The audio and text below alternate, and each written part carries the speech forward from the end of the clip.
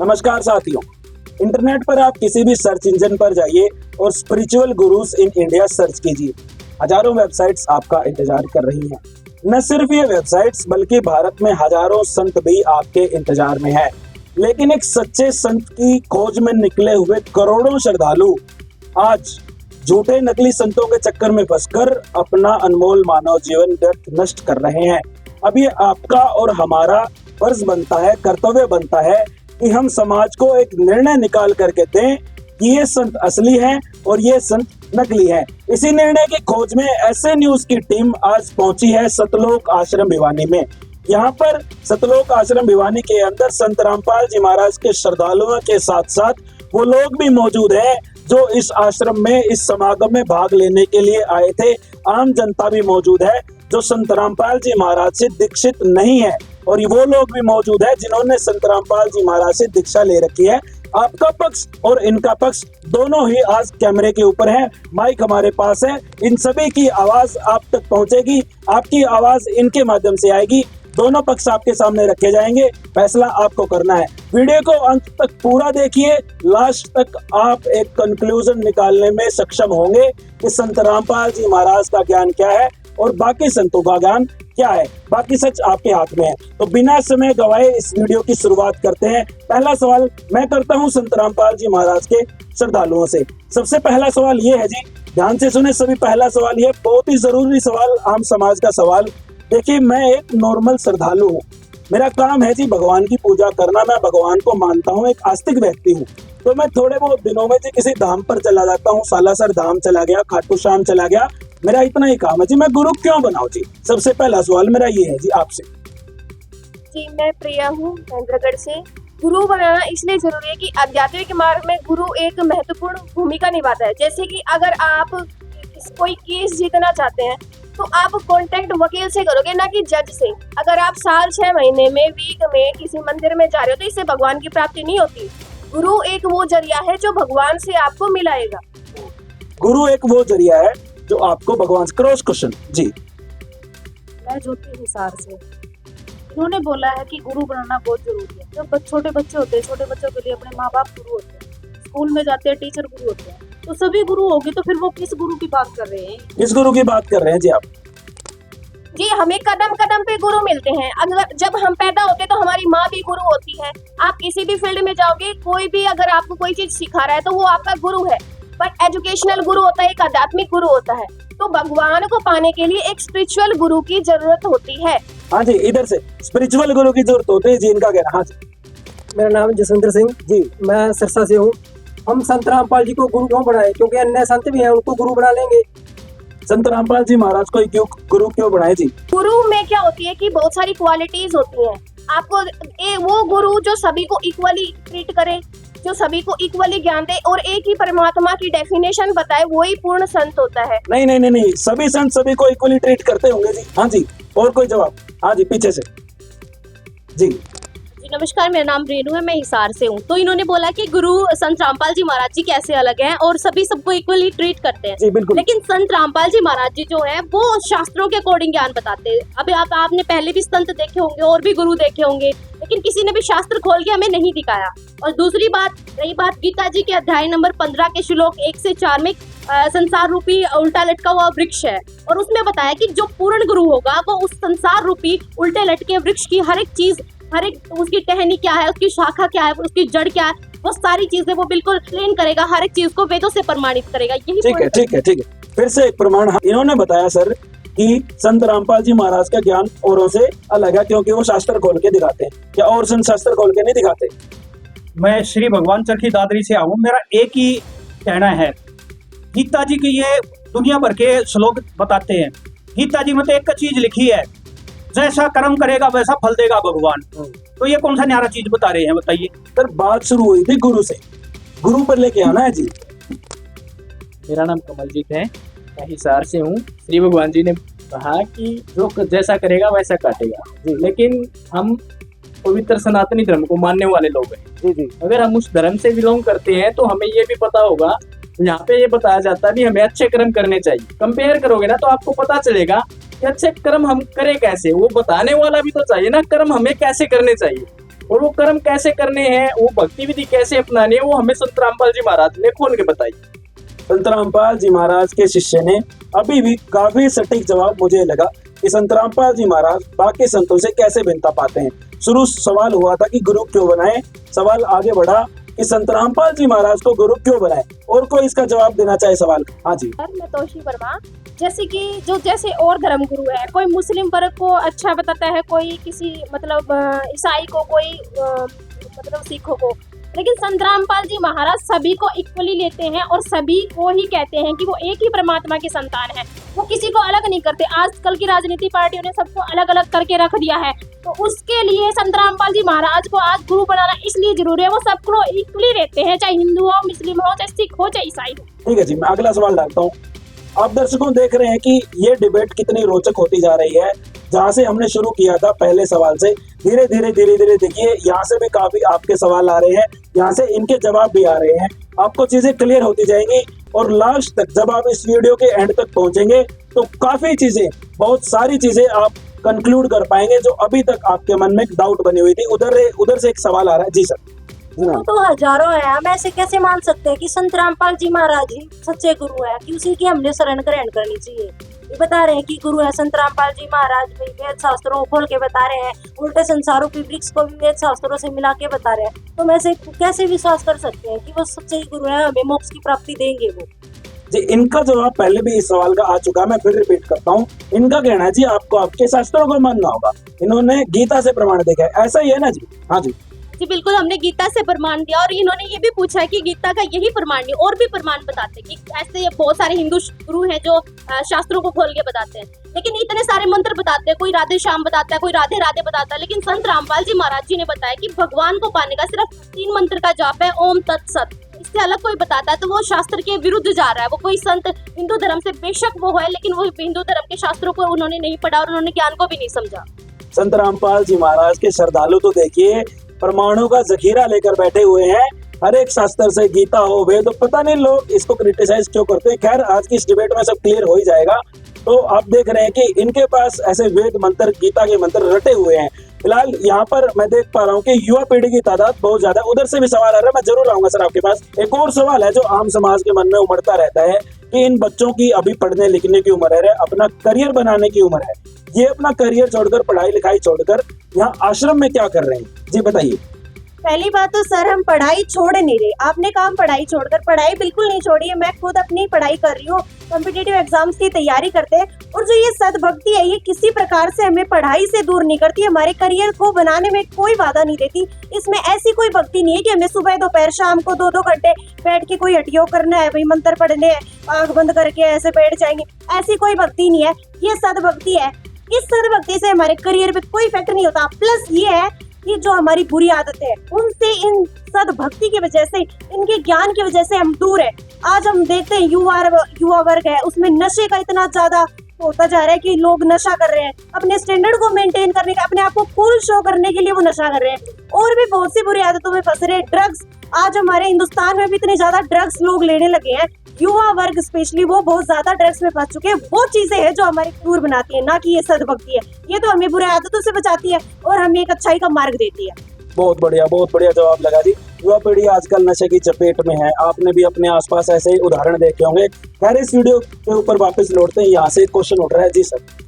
Sir इन्होंने कहा जो नशे वाली बात पे, ये तो एक सामाजिक ज्ञान हो गया ना, इसको आध्यात्मिक से जोड़कर दुनिया को क्यों बदला रहे हो आप?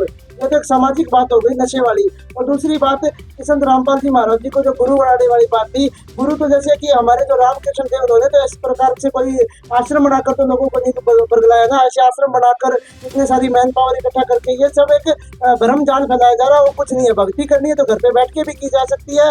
और रही बात बच्चों के पढ़ने वालों की, तो यहाँ पे 4-5 दिन भंडारा चलता है, यहाँ पे तो उनकी पढ़ाई खराब हो रही है। फरवरी महीने का टाइम है, ये पढ़ने का टाइम होता है बच्चों का, यहाँ पर आना और टाइम बर्बाद करना है। गुरु घड़ी को भी बनाया जा सकता है। यूपीएससी एस्पिरेंट, आज देश में क्या हो रहा है, धर्म के नाम पर धर्म के ठेकेदारों ने डंडे खोल रखे और कुछ नहीं है, सब बकवास बातें हैं। पढ़ने वाले बच्चे को पढ़ना चाहिए। भक्ति करने के लिए तो दिल में आस्था होनी चाहिए। पॉइंट है बॉस, एकदम सही बात निकल करके आई। हाँ जी, इसका कोई जवाब? जी बताइए। सर ने एस्पिरेंट्स की बात की, यूपीएससी एस्पिरेंट्स की मेन फोकस किया कि भी बच्चों को तो पढ़ना चाहिए, तो क्या आपका ये मानना है कि बस बच्चों को पढ़ने के लिए छोड़ देना चाहिए, उन्हें ना तो कोई सामाजिक जानकारी देनी चाहिए, ना उन्हें हमारी जो होली बुक्स है उनका ज्ञान भी नहीं करवाना चाहिए? हमारी सनातन भक्ति तभी से चली आ रही है, और आज हमारी गुरुकुल व्यवस्था भी आपने देखी होगी। उस समय के जो बच्चे थे उनको देखेंगे और आज की युवा पीढ़ी को देखेंगे तो कितना अंतर पाएंगे। उस समय में कितनी रिस्पेक्ट अपने गुरु के लिए होती थी, अपने टीचर के लिए होती थी, और आज के युवा वर्ग को देखिए, उनके अंदर अगर सद्भक्ति की थोड़ी बहुत भी भावनाएं होती, अगर ज्ञान उन्हें होता सद्भक्ति का, तो वो अपने से बड़ों की रेस्पेक्ट करते। आज के हम युवा वर्ग देखते हैं कि वीडियो शूट होती है, क्लास में टीचर को पीट देते, थप्पड़ मार देते। ऐसा युवा वर्ग आज तैयार हो रहा है, वो किस वजह से हो रहा है? क्योंकि उन्हें सद्भक्ति मार्ग नहीं मिल रहा। मान लिया आपने, ये तो सोशल चीजें है, ये तो मोरल चीजें है, लेकिन कोई बताने वाला भी होना चाहिए, और बताने वाला भी होते हैं, अब माँ बाप भी बताते हैं बच्चों को, लेकिन वो इतना अच्छे से गाइड नहीं हो पाते, क्योंकि उनका जो मेंटली स्ट्रेंथ है ना, वो सद्भक्ति से, ज्ञान से, हमारे ग्रंथों से वो एक अलग दिशा लेती है। और वो ठीक है। हाँ जी सर, उधर से। हाँ, पहले एक पक्ष का ही सवाल ले लेता हूँ मैं। जी बिल्कुल, इन्होंने एक क्वेश्चन उठाया कि जो हमारे जिनको हम भगवान मानते आए हैं, कृष्ण जी, राम जी, तो मैं उनको उसी युग में ले जाने की एक बार कोशिश करूंगा। अगर आप उनकी फ्लैशबैक देखेंगे तो आपको पता चलेगा कि वो बचपन से ही गुरुकुल में जाके पढ़ते थे। तो उस समय भी तो ये आश्रमों वाला था ना, क्योंकि उस समय पे जो ज्यादा स्टडी होती थी वो आध्यात्मिक होती थी, आश्रमों की जरूरत है। दूसरा ये है कि आश्रम एक ऐसा स्थान है जहाँ पे आने के बाद श्रद्धालु को मानसिक जो शांति है वो मिलती है। यहाँ पे आने के बाद हम एक दूसरे को देख के सीखते हैं कुछ न कुछ। हाँ सर, पीछे से हाथ खड़ा किया। तो मेरा नाम सचिन है, मैं हिसार से हूँ। इसमें मैं कहना चाहता हूँ कि मेरे हिसाब से आज का जो युग है वो बहुत साइंटिफिक है, और साइंस से मेरे हिसाब से पढ़ाई ना बहुत टफ हो गई है। तो मेरे हिसाब से स्टूडेंट्स को इस समय पढ़ाई पे ज़्यादा फोकस करना चाहिए, क्योंकि मेरे हिसाब से पूरा बुढ़ापा पड़ा है नौकरी करने के लिए। तो मृत्यु कभी भी हो सकती है। ये दूसरा कहा, गुरु नानक देव जी, धन कृष्ण नंदन जी, ਧਰੂ ਪ੍ਰਹਲਾਦ ਜੀ, ਉਹਨਾਂ ਨੇ ਵੀ ਤਾਂ ਬਚਪਨ ਤੋਂ ਮਤਲਬ ਉਹਨਾਂ ਨੇ ਸ਼ੁਰੂ ਕੀਤੀ ਸੀ। ਆਪਾਂ ਬੁਢਾਪੇ ਤੱਕ ਜਾਂਦੇ ਜਾਂਦੇ ਕੀ ਆਪਣੇ ਕੋਲੇ ਕੀ गारंटी है ਆਪਾਂ बुढ़ापे तक पहुंच पाएंगे कि नहीं?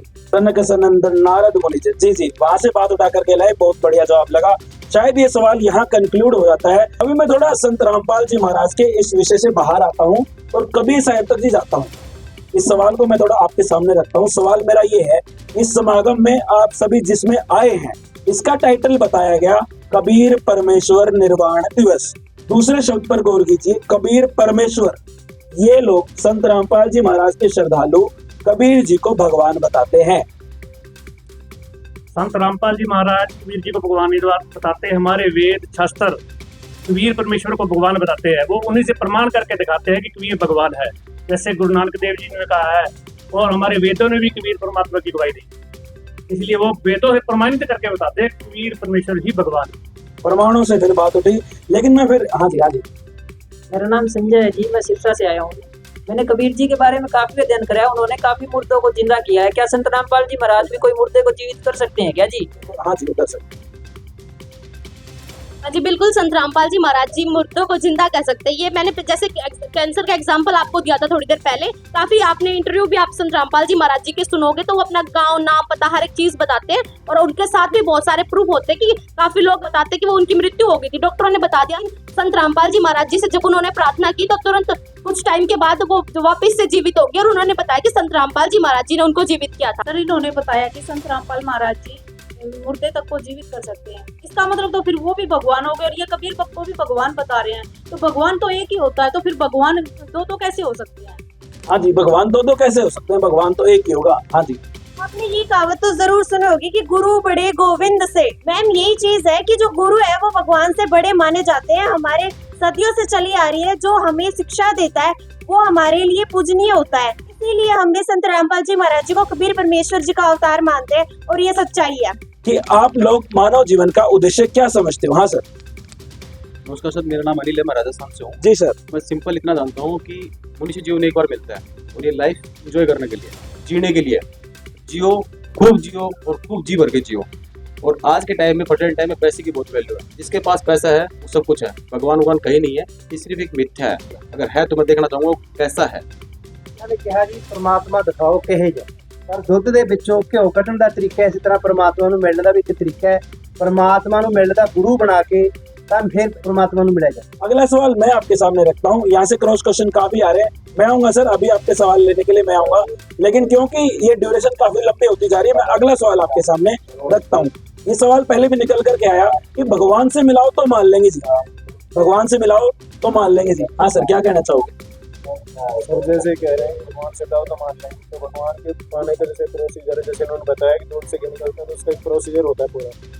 जैसे हम कोई कोर्स करते हैं उसमें टाइम लगता है। नॉर्मली अगर एक बच्चा पढ़ता है, जैसे कॉलेज स्कूल करता है, फिर कॉलेज करता है, उसमें 15-16 साल 20 साल तक निकल जाते हैं। तो ऐसी परमात्मा को पाने के लिए भी आजीवन भक्ति करनी पड़ेगी, जो हमारे शास्त्र में प्रमाणित, जो संत रामपाल जी महाराज बता रहे हैं। हाँ सर, एक और सवाल ले लेता हूँ मैं जी यहाँ पे। सर बात ऐसी है, संत रामपाल जी महाराज को कभी गुरु बता रहे हो, कभी भगवान बता रहे हो। मेरा सीधा सा सवाल ये है कि ऐसे तो मेरी जो परदादी थी उसके मुंह से भी श्याम बाबा बोलते थे, हमारे श्याम बाबा को देखते थे, और वो हमें ये बता देते थे कि 1 हफ्ते बाद घर में ये घटना होगी, 1 महीने बाद ये होगी, और ऐसे करना है और इससे हम बच जाएंगे। तो हम तो हमारे पितर हमें बचा लेते थे। क्या संत रामपाल जी महाराज बता सकते हैं क्या 1 महीने बाद क्या होगी, 1 साल बाद क्या होगी? इधर से कोई जवाब देना चाहता है जी? हाँ जी, और कोई जी? ठीक है जी, बताइए। पहली बात तो अपनी पितरों की कि उनकी भक्ति करते थे, वो भी बता देते थे। हमारी गीता जी खुद मना करती है कि हमें शास्त्रों के अनुकूल जो भक्ति है वो करनी चाहिए। पितर पूजा करने से हमारा मोक्ष नहीं हो सकता। आप गीता के प्रमाण देख सकते हो, अपनी गीता को खोल के देख सकते हो। और दूसरी चीज आप कह रहे हो कि हम तो पहले जो भगवान मानते थे क्या वो भगवान नहीं थे? तो भगवान तो 33 करोड़ भगवान बना रखे हमने, पूरे हिंदुस्तान वाले 33 करोड़ भगवान मानते हैं। कोई किसी को मानता है, कोई किसी को मानता है, लेकिन सब ये भी कहते हैं कि एक भगवान है पूरा। तो वो एक भगवान कौन है उसको भी तो जानना होगा ना अपने को।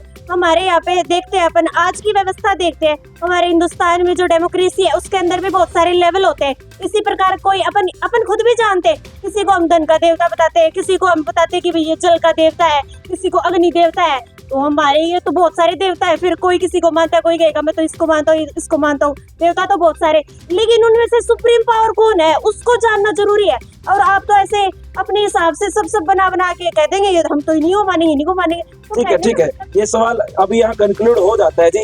वैसे तो क्वेश्चंस अभी भी बहुत सारे वहाँ पर उठ रहे हैं, क्योंकि यहाँ पर लोगों में जोश बहुत ज्यादा देखने को मिल रहा है। लेकिन फिलहाल मैं अगले सवाल की ओर बढ़ूंगा, वहाँ आपके सवाल दोबारा लूंगा। जी सर। सर ये कह रहे हैं कि भक्ति करनी चाहिए, वो करना चाहिए, चलो हम भक्ति भी कर लेंगे, लेकिन मेरे को ये बताओ उससे चलो मोक्ष हो जा, मोक्ष का मतलब क्या है? मोक्ष का मतलब नहीं समझ आ रहा मेरे को। तो मरने के बाद किसने देखा है? मोक्ष इसलिए चाहिए कि मोक्ष मिलने के बाद हमको वहाँ पर परम शांति प्राप्त होती है। जो हमको यहाँ पर 84 लाख भुगतने पड़ते हैं, और फिर यहाँ पर हम कितना मेहनत काम करते हो, उसके बाद मर जाते हैं। अपने को मोक्ष जब मिल जाएगा वहाँ पर ना कुछ काम करना पड़ेगा, ना मेरे को वहाँ पर कुछ करना ही नहीं, परमात्मा की भक्ति करनी है और बस आराम से रहना है, कोई जन्म मृत्यु नहीं वहाँ पर। मोक्ष का फायदा ये है। आप यजुर्वेद को खोल के देखिए, उसका अध्याय 8 और मंत्र 13 को देखिए, उसमें लिखा है कि जो पूर्ण परमात्मा होगा वो हमारे पूरे से पूरे पाप कर्म को भी काट सकता है। लेकिन आज तक हम उस पूर्ण परमात्मा को जानते ही नहीं थे, हमने उस भगवान की जानकारी नहीं थी, उनसे मिलने वाले सुखों की जानकारी नहीं थी। इसलिए आज हमें इतने डाउट हो रहे कि हम तो भाई अगर भक्ति करेंगे तो भी क्या हमें कोई लाभ होगा कि नहीं होगा, मोक्ष होगा कि नहीं होगा। जब हम सही चीज को जानेंगे ही नहीं, पहले ही आप सब ये सोच रहे हो कि भाई हमें तो ये ज्ञान ही नहीं सुनना, हम तो जो कर रहे थे वही सही था। अब ये नया ज्ञान, अपना नया वो पंथ बनाने के लिए एक नया लुक, जैसे कि लोगों को अलग अलग चीजें पसंद आती है तो ऐसे एक नई चीज ले आए संत रामपाल जी महाराज। तो ऐसा नहीं है, जो हमारी बुक्स है ना वही बताती है कि कोई भी पाप कर्म हो वो कट सकते हैं। और ये मेरा एक और सवाल, आपको बीच में इंटरप्ट करने के लिए माफी चाहता हूँ, लेकिन एक सवाल पूछना और जरूरी हो जाता है। बार बार ग्रंथों की बात उठती है, गीता की बात उठती है, वेदों की बात उठती है, तो संत रामपाल जी महाराज के श्रद्धालुओं की सोई आखिरकार ग्रंथों पर आकर ही क्यों अटकती है? देखो सर, अपने मन की तो सब बता रहे हैं। अब हम अगर हमारे गुरुजी संत रामपाल जी महाराज जी ये सब चीजें बुक में खोल के नहीं दिखाते, हमारी होली बुक्स में, बुक भी मैं ये नहीं कह रही कि कोई भी बुक उठा के बता दी, अगर होली बुक्स में नहीं दिखाते तो कोई भी नहीं मानने को तैयार होता। क्योंकि जैसे शुरुआत जब हुई थी तो लोगों का मानना था कि जो पृथ्वी है वो सूरज के चारों तरफ नहीं घूमती बल्कि सूरज घूमता है। लेकिन जब ये परिवर्तन हुए तो हमें जानने को मिला कि सच्चाई क्या है। तो इसी प्रकार में जो संत रामपाल जी महाराज जी हैं वो अपनी सदग्रंथों से बता रहे, इसीलिए आज मानव समाज को ये मानना पड़ेगा।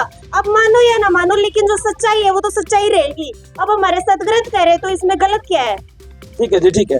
अभी जो है इस सवाल का भी कंक्लूजन यहाँ पर निकल गया है और कोई क्रॉस क्वेश्चन भी मुझे दिखाई नहीं दे रहा है। अभी मैं क्या करता हूँ कि जेल की तरफ आ जाता हूँ।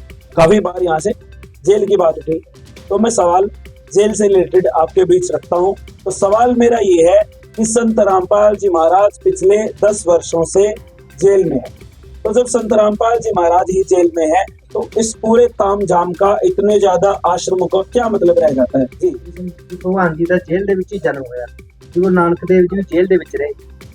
संत रामपाल जी महाराज ਦਾ ਇਹਨਾਂ ਦੀ लीला है परमात्मा। जैसा कि अभी जिक्र हुआ है कि श्री कृष्ण जी भी जेल में थे, लेकिन जब श्री कृष्ण जी का जन्म हुआ था तो जेल के गेट अपने आप खुल गए थे। संत रामपाल जी महाराज के लिए क्यों नहीं खुल रहे ये गेट अपने आप? थोड़ा सा जवाब उधर से आया, उसी पे क्रॉस क्वेश्चन आ गया, तो मैं जवाब बाकी पूरा जवाब भी लूंगा, पहले उसी सवाल का जवाब ले लेता हूँ जो अभी उठा है जी। इनका कहना है कि और जो जैसे श्री कृष्ण थे उनके वो द्वार खुल गए थे, तो मैं आपसे पूछना चाहूंगी क्या उनके जीवन में आगे कोई कठिनाइयां नहीं हुई? उन्होंने कितने युद्ध लड़ने पड़े? उनके स्वयं के परिवार के जो थे वो उनके विरोधी थे, उन्होंने कितने कष्ट सहे? श्री कृष्ण जी को क्यों लेते हैं? हम श्री राम का देख लीजिए, 14 वर्ष तक वनवास हुआ, क्या वो कष्ट में नहीं था? वो क्या जेल नहीं थी? उस समय की तो वो जेल ही थी। और देख लीजिए चाहे ईसा मसीह जी हो, उनका जीवन कितना कष्ट में रहा था। लोगों ने किस प्रकार से उन्हें प्रताड़ित करते हुए कितने दुख में जीवन उनका रहा। जिसने आज तक समाज में पूरा इतिहास उठा के देख लो आप, जिसने गलत का विरोध किया है ना, उसके साथ ऐसा ही किया है समाज ने। हाँ जी, तो श्री कृष्ण जी के जीवन परिचय को दिखाते हुए आपने सुना ही होगा कंस, केसी, चाणक्य और भी तमाम से राक्षस। तो वापस से फिर उसी सवाल पर आ जाता हूँ मैं कि संत रामपाल जी महाराज अभी जेल में। बहुत से लोगों के मन में ये सवाल है, ये धारणा है, आम जनता के मन में ये धारणा है कि जी मैं संत रामपाल जी महाराज से नाम ले लूंगा, वो जेल से बाहर आए उसी दिन ले लूंगा, है जी। ये धारणा इन लोगों के मन में, काफियों के मन में अभी मिल जाएगी। इसका जवाब बताओ जी। नमस्कार सर। नमस्कार जी। नरेश सर की दादरी। जी सर बताइए। इन लोगों का सवाल है बार बार जेल में देखो, जेल में तो निर्दोष भी चला जा सकता है। हमारे महात्मा गांधी जी थे, जेल में गए थे, क्या तो उन्होंने क्या कोई एटीएम फाड़ के गए थे किसी का, या बैंक लूट के गए थे? वो भी जेल में गए थे। सुभाष चंद्र और राजगुरु सुखदेव ये तो फांसी टूट गए थे। लेकिन ये कारण क्या था इनका? ये किसी की चोरी करके नहीं गए, मर्डर करके नहीं गए, ये आजादी चाहते थे। उसी प्रकार हमारे जगत गुरु तत्वदर्शी संत रामपाल जी महाराज सत भक्ति देकर सब आत्माओं को यहाँ से काल की जेल से आजाद कराने के लिए सत भक्ति दे रहे। एक्टिव वहाँ से भी पार्टिसिपेंट है, इनका सवाल लेना भी जरूरी है जी सर। अच्छा, मैंने सब कुछ सुन लिया। मैंने ये भी सुन लिया कि मोक्ष जरूरी है, काल के उजाल में फंसे हुए हैं, ये सब धर्म ग्रंथों को पढ़ो, ये सब मेरे को फर्क ही नहीं पड़ता। आप ये चीज मानो कि अगर मैं एक यूथ हूँ, मैंने ये सुना है किसी भगत के द्वारा कि हमारे गुरु जी के तो ये बहुत सारे नियम है, ये वाले नियम है, मेरे हिसाब से वो नियम मेरी लाइफ को डिस्ट्रॉय कर रहे हैं, मैं एंजॉय नहीं कर पा रहा हूँ। तो आप मुझे बस सीरियसली ये बताओ, अगर मैं संत रामपाल जी महाराज की नाम शिक्षा नहीं लेता हूँ तो मुझे आगे जाके क्या नुकसान है? वो नहीं है मेरे को जी। सर का एक क्वेश्चन था कि मेरे को ये जो सारे नियम है मेरी लाइफ की एंजॉयमेंट को अफेक्ट कर रहे हैं। तो सबसे मेन बात संत रामपाल जी महाराज जी के मुख्य नियम ये है कि हमें नशा नहीं करना, दहेज नहीं लेना। तो अगर आप इस चीज को एंजॉयमेंट मानते हो कि नशा करना एक एंजॉयमेंट है, ड्रग्स लेना एक एंजॉयमेंट है, ये तो हमारा समाज खराब कर रहे हो, फिर तो आप इस समाज को एक गलत दिशा देने वाले हो एज ए यूथ। तमाम चीजें आज इस डिबेट में हमने कवर करने की कोशिश की। उम्मीद करता हूं कि हमने लगभग सभी चीजों को कवर कर लिया होगा। वैसे मैं भी ये बात जानता हूं, आप भी जानते हैं कि सारे मुद्दों को, जितने भी मुद्दे आपने उठाए हैं कमेंट सेक्शन में, उन सभी को एक वीडियो में पुट करना इस वीडियो के स्कोप से बाहर है। लेकिन हम इस तरह की वीडियोस आपके लिए लाते रहेंगे। फिलहाल इस वीडियो में हमने जो भी सवाल रखे उन सभी सवालों के सटीक जवाब यहाँ से मिले और ये लोग भी 90-95% यहाँ से एग्री दिखाई दिए इन लोगों के जवाबों से। लेकिन आपके मन में अगर अभी भी कोई शंका रहती है, आप अपना सवाल कमेंट सेक्शन में हमें डाल सकते हैं।